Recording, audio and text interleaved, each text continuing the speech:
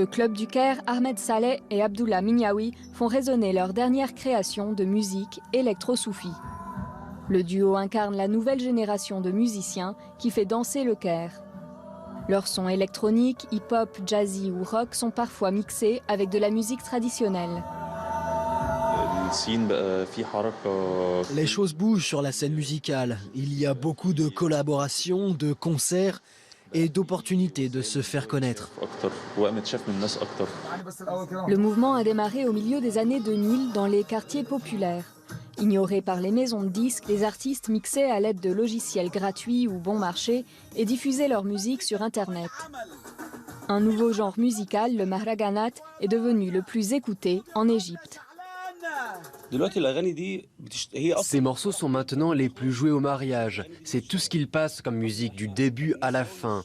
Au début, les gens s'opposaient à nous, mais nous avons imposé notre style. Et maintenant, tout le monde écoute le mahraganat, les vieux comme les jeunes. Rami Abadir vient de publier un premier album avec le label canadien DMT Records. Lui aussi diffuse et promeut sa musique en ligne.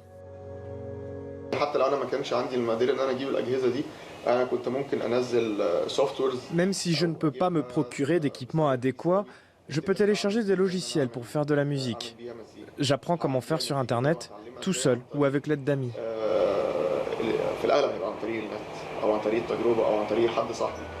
La révolution de 2011, qui a renversé le régime de Hosni Moubarak, avait facilité l'ouverture de lieux de concert et l'apparition de festivals.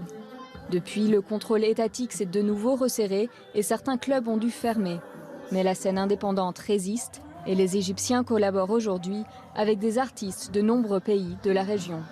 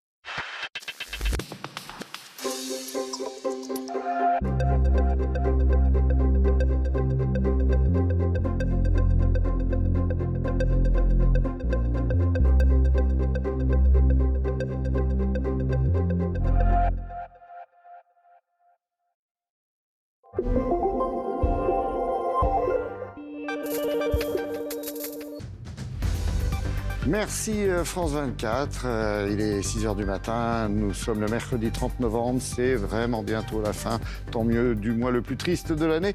Et il fait froid, on se gèle et on est ensemble jusqu'à 9h30. Tout de suite, petit journal.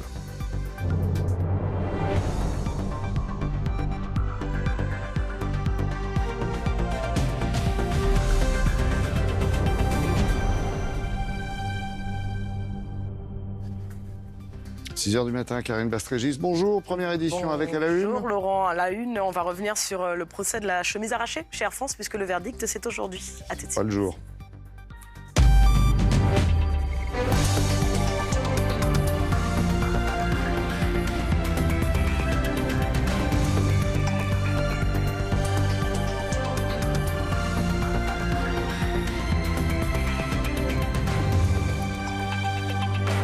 Il est 6h, bonjour et bon réveil sur France Info.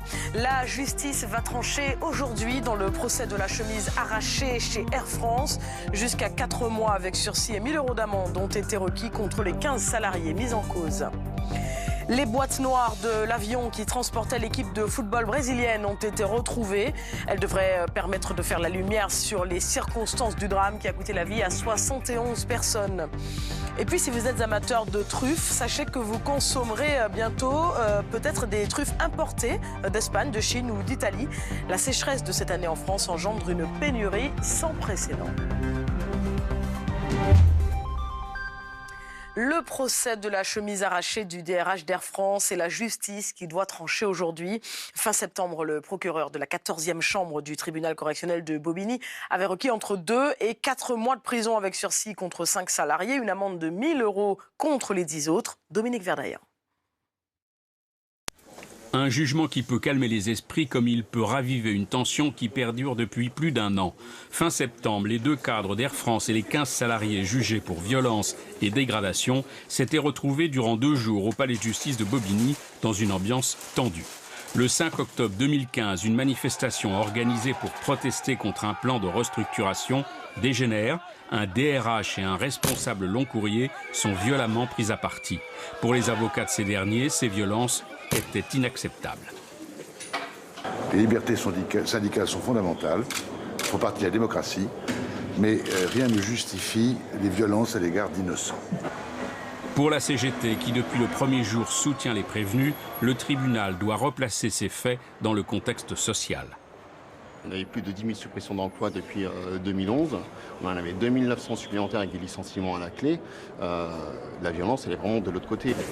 Le procureur a requis des peines allant de 2 à 4 mois de prison avec sursis et une amende de 1 000 €. Les avocats ont demandé que les condamnations ne soient pas inscrites au casier judiciaire.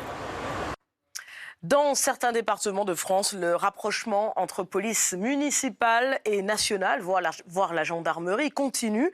C'est notamment le cas dans le Val d'Oise, occasion de renforcer et crédibiliser un peu plus l'image de la police municipale. Élise Rouard. Présentez-moi les pièces afférentes à la conduite et à la circulation du véhicule. Premier exercice en commun pour les polices nationales et municipales à Narbonne. Il aura désormais lieu tous les mois. Tu t'es rapproché du véhicule comme ça, on ne sait jamais. Un geste brusque, même si c'est pas volontaire, d'accord, on peut te rouler sur les pieds ou te renverser. Observer les difficultés de l'autre pour améliorer ses gestes, savoir lui venir en soutien. À Beaumont-sur-Oise, depuis les échauffourées qui avaient suivi la mort du jeune Adama Traoré, les policiers municipaux patrouillent régulièrement avec la gendarmerie.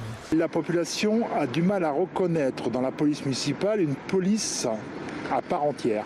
Être avec la gendarmerie, ça nous renforce complètement. Une quarantaine de villes du Val d'Oise pratiquent de tels rapprochements et cela fait même 20 ans à Sarcelles. La convention qui lie les 2 services sera bientôt réécrite.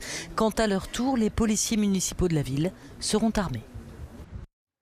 À noter dans l'actualité cet hommage national au major Russig, mort dimanche dernier. Le gendarme avait été délibérément percuté lors d'une course-poursuite en Ariège. L'hommage se fera en présence du ministre de l'Intérieur. Quelques mots de politique avec ce sondage Kantar-Sofres selon lequel François Fillon l'emporterait face à Marine Le Pen au second tour de la présidentielle, 66% contre 34%. Par ailleurs, vous l'avez vu, quel que soit le candidat, François Hollande, Manuel Valls ou Arnaud Montebourg, la gauche serait éliminée au premier tour.